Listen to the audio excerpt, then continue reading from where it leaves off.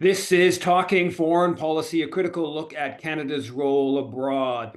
Last week, the Justin Trudeau government acceded to pressure from Washington and the arms industry to commit to 2% spending, GDP spending on the military, which will see Canada's military spending increase, which already planned to spend increase from about $33 billion this year, had been budgeted to go up to $44 billion next year.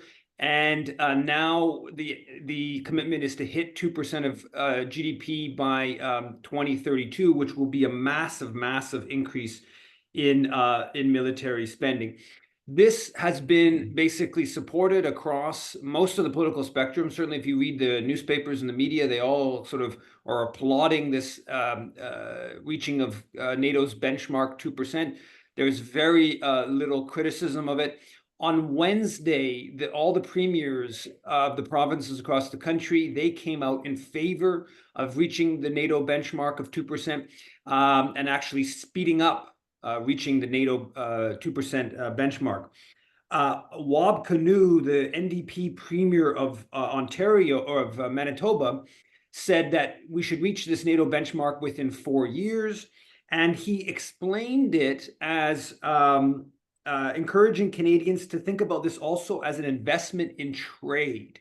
So Kinew then went on to say, if we're not meeting our responsibility to our NATO allies, it is going to have an impact, referring to the Canada-United States-Mexico trade agreement renewal. It is going to have an impact on the relationship. So he's linking, we have to spend a bunch more on the military to be able to trade with the US. Now, there's no doubt that the US is pushing Canada to increase military spending. What's interesting about missing in this discussion, though, is Mexican military spending. Mexico spends about, according to Stockholm International Peace Research Institute, spends 11.8 billion US last year, whereas Canada spent 27 billion US. Mexico spends 0.7% of its GDP last year. Canada was spending 1.3% of its GDP. So Mexico, which actually exports more of its exports to the US, and a higher proportion of its GDP are exports to the US than is Canada's, spends substantially less on its military than Canada does. And it doesn't seem to be affecting Mexico's trade relationship to the US. So the linking of Canadian military spending to trade is a sort of interesting dynamic. Now, one of the things, I don't believe the US actually pressures Mexico to increase its military spending in the same way it pressures Canada to increase its military spending, which I think is because Canadian foreign policy and Canadian military policy is so integrated with the US policy. Obviously, Canadian arms companies are mostly branch plants of US arms companies. So whenever Canada increases its military spending, it actually goes to companies like Lockheed Martin Canada, General Dynamics Canada, which are branch plants of US firms. Also, the Canadian military is totally integrated into US global military strategy and assists US global military strategy. So increasing the size of the Canadian military, of course, assists the US empire's domination of the world. So this linking of we need to increase military spending because we have this trade relationship with the US actually needs to be thought about a bit more seriously than Wab Kinew seems to be suggesting, this one-to-one relationship.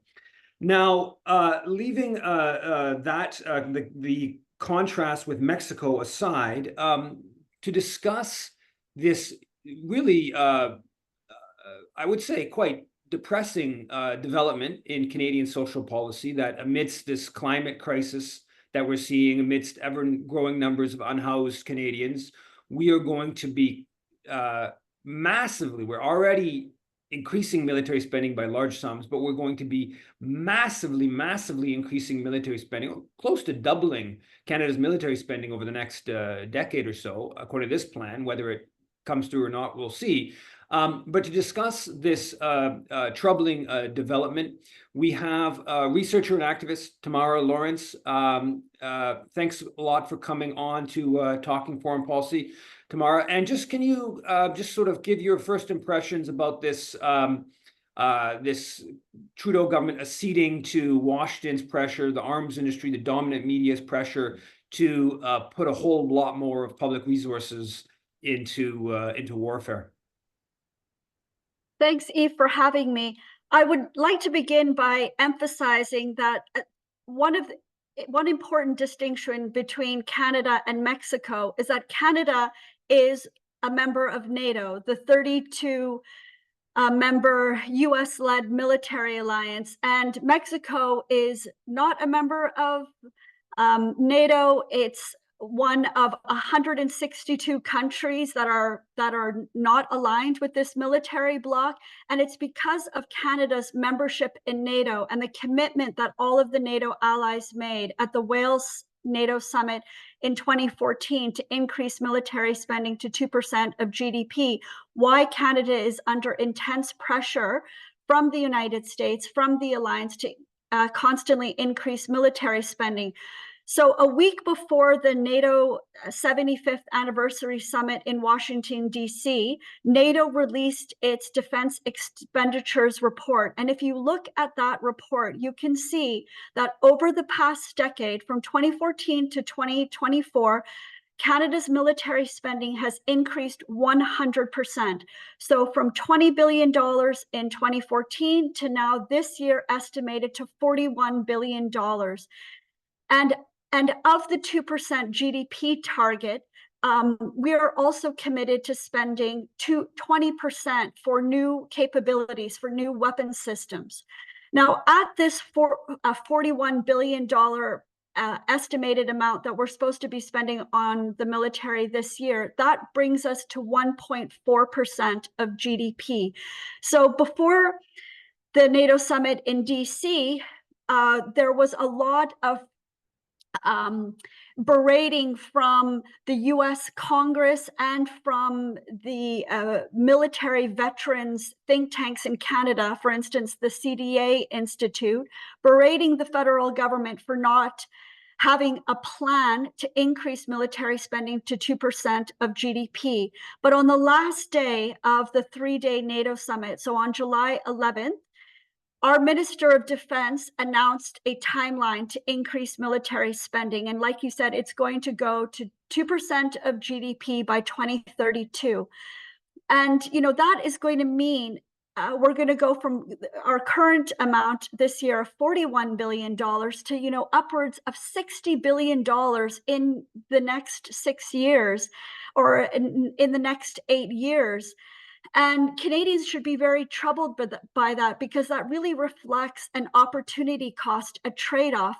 Every dollar we spend on the military is money that we're not spending in other programs that Canadians desperately need, for instance, on affordable housing, public transit, healthcare, and education.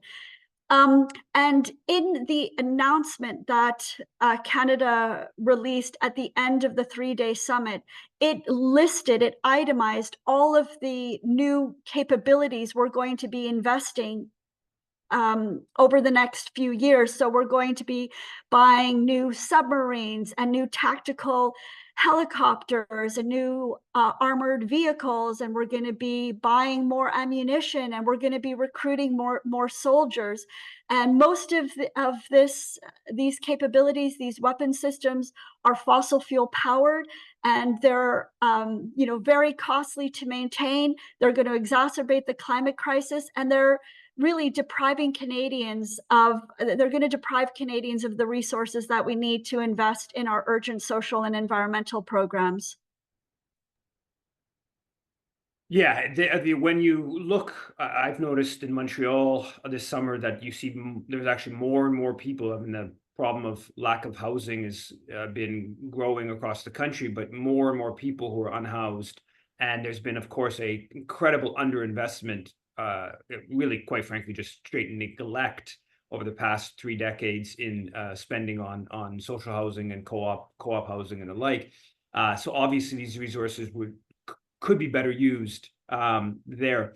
Now, you went to the NATO summit, to the counter summit in NATO. Can you, in Washington, D.C., can you talk to us a little bit about what came out of the Washington Declaration in terms of its sort of grand strategy and military policy, and also anything specifically to do with Canada?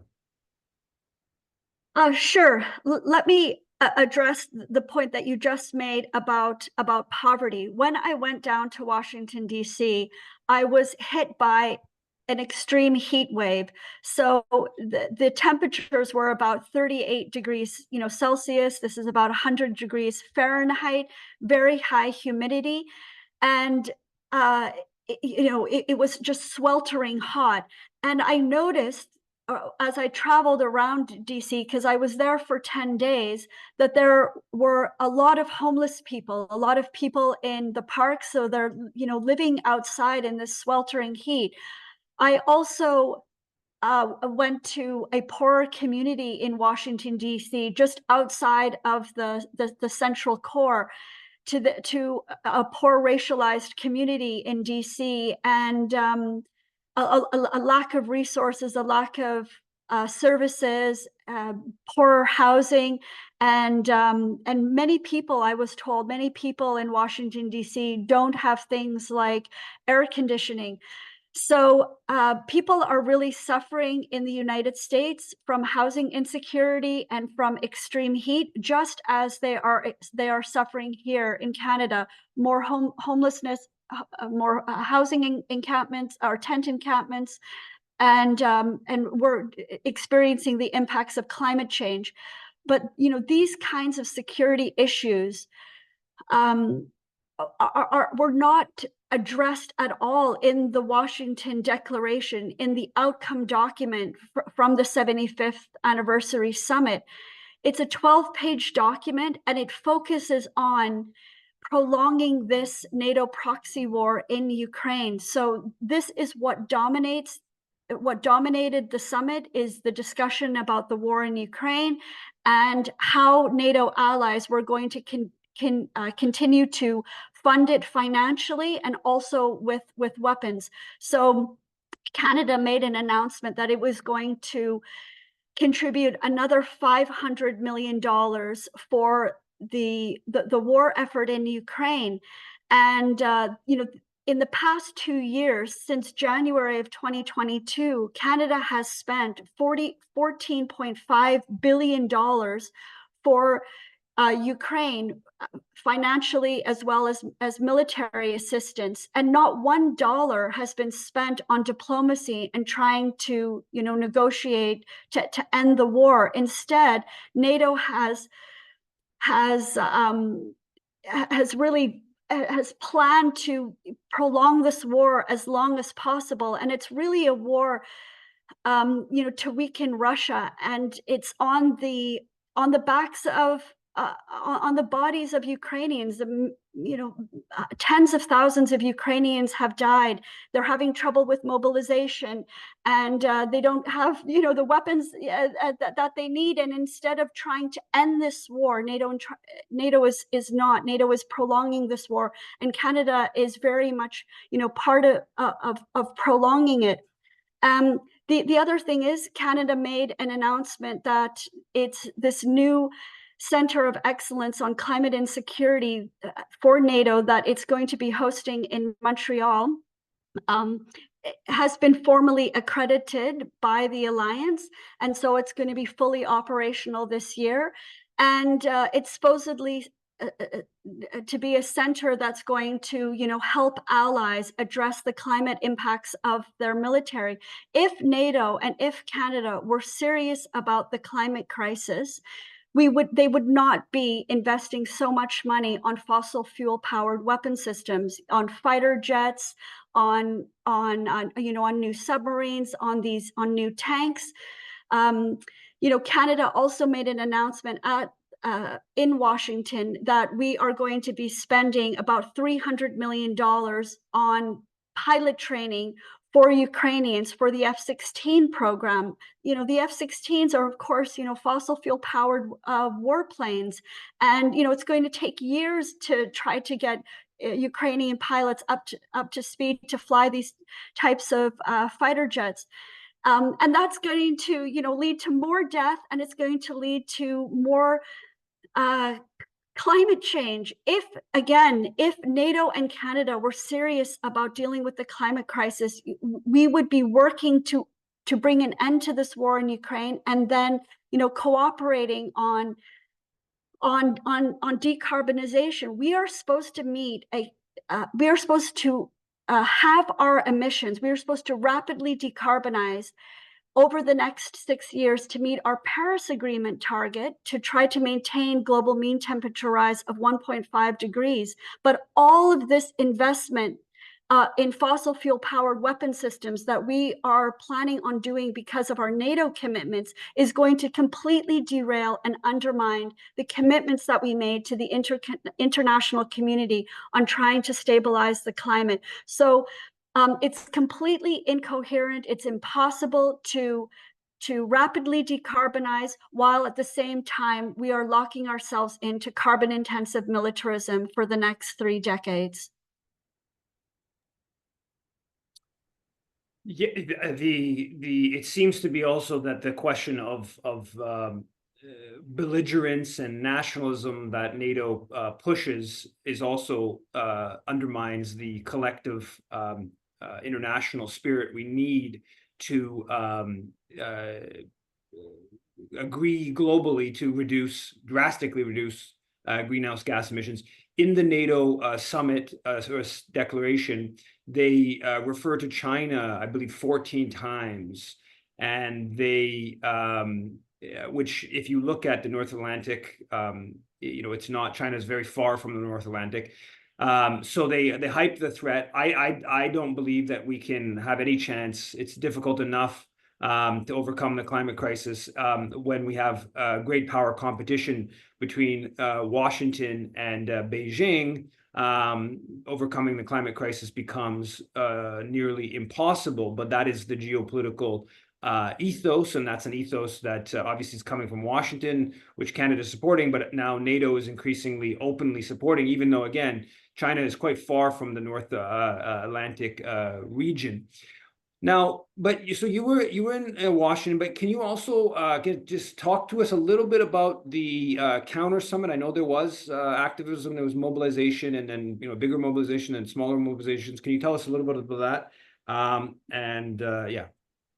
Yes, Eve, let me address 2 things. Let me say something about China and NATO, as well as talking about the People's Summit, the counter summit that took place in DC at the same time. So on China, people should be aware that at this NATO 75th anniversary summit, there were 4 countries that aren't members of NATO, but that are countries in the Asia-Pacific region. So Australia, New Zealand, Japan, and South Korea that were invited to attend the NATO summit. And this was a signal to a very provocative and irritating a signal to China.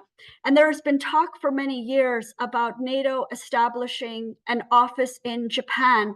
And the Japanese media has been talking about this possibility. So many people think that these Asia-Pacific countries that were invited to the NATO summit, they see this as an expansion of NATO into that region, to prepare for a greater conflict with China.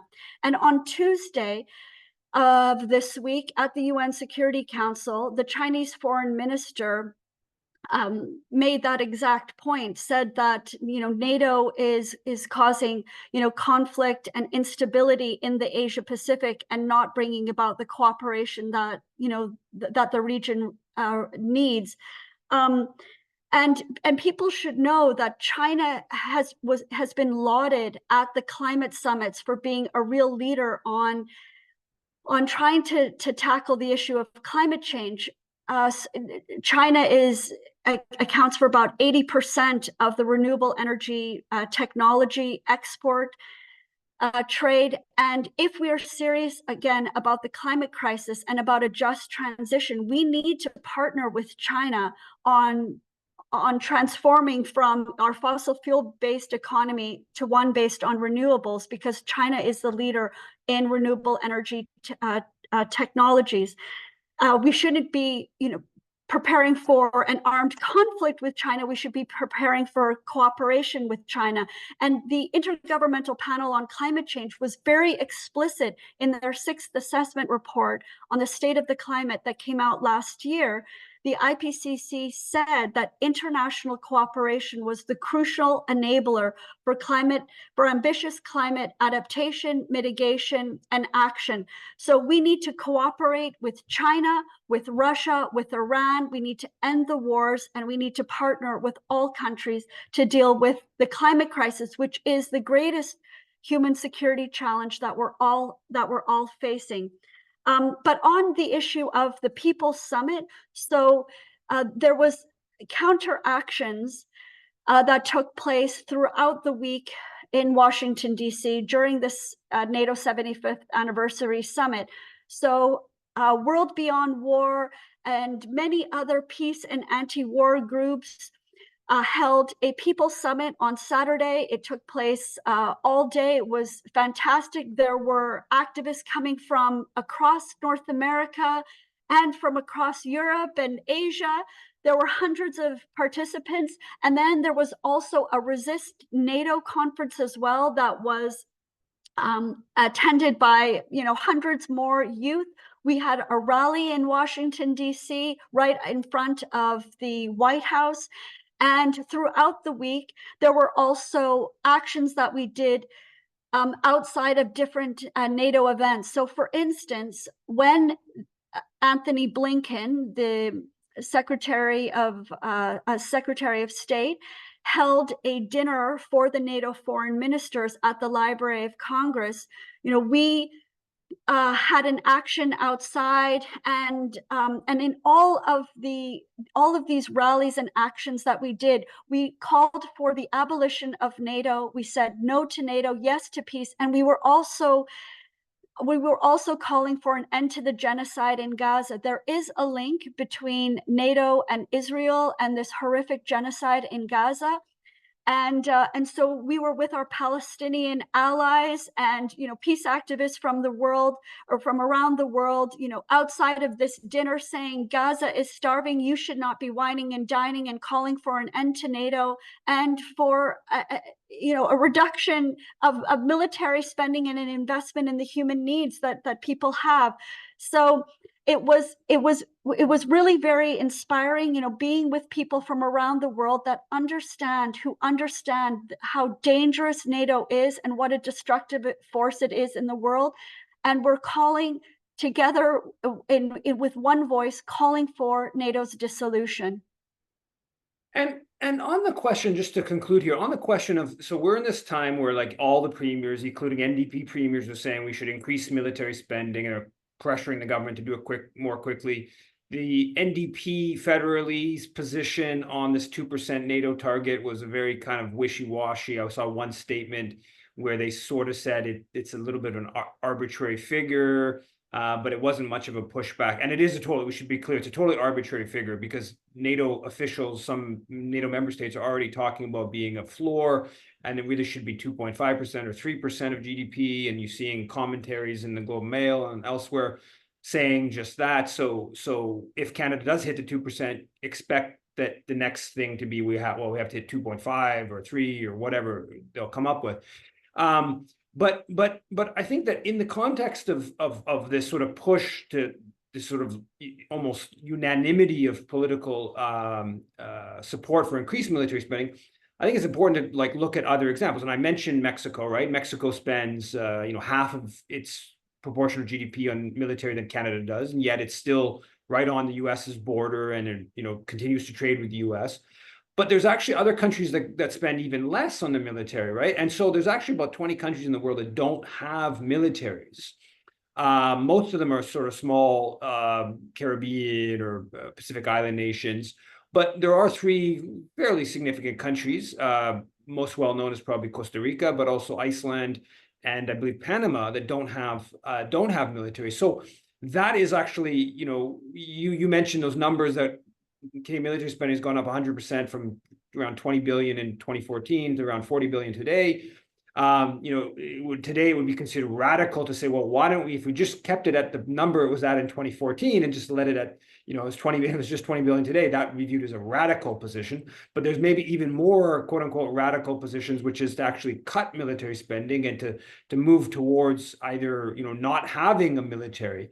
But can you just talk a little bit about the alternative perspective of taking that $40 billion in public resources that is currently being devoted to arms industry, weapons, the military, and putting that into adequate water in all reserves, huge amounts of public housing, more healthcare providers, etc. Yeah, you gave the example of Costa Rica, and I'm thinking about the fact that in 1949, after the Civil War, its civil war, Costa Rica abolished its military, and every December 1st, it actually celebrates the fact that it's a country without a military. And recently, on a CBC Ideas program, the former president of Costa Rica gave an interview and said how it's really unfortunate that the world is wasting so much money on the military and not investing in human needs. And what needs to happen in Canada is we need to really think critically about what we mean by security and about defense. We aren't actually defending Canadians by investing in all of these fossil fuel powered fighter jets that are made in the United States, that don't give us jobs in Canada, that don't give us the kind of housing and public transit and healthcare and education that Canadians desperately need. We have people in this country more and more living in tents in encampments, and more Canadians using food banks, and more youth not being able to afford a post-secondary education. There's also this year is one of the highest unemployment rates for young people. And by investing so much money in the military, this is really serving the military industrial complex, especially US weapons manufacturers, and it is not investing in the needs of Canadians, particularly the youth of this country, and helping to tackle the climate crisis. Canadians have not been consulted on a foreign policy in 20 years. We don't have an independent foreign policy. NATO has caused us to have a lack of sovereignty and a lack of democracy in this country. It's really Washington that is dictating the fact that we're setting aside so much of our budget for the military, and why we're involved in all of these wars. This is why peace groups like the Canada-wide Peace and Justice Network, why thousands of people were in Washington, D.C. last week calling for the abolition of NATO, because we don't want to have we don't want to spend all of this money on the military, and we don't want to have this militarized future of endless war. We need to get out of NATO. We need to have an independent foreign policy. Canadians need to be consulted on our role in the world, how we really want to spend our budget in caring for Canadians, caring for the environment, and investing in our young people, not investing in weapon systems. So the situation that we're in right now in Canada, it really should cause Canadians to deeply reflect, where we're at with this militarism.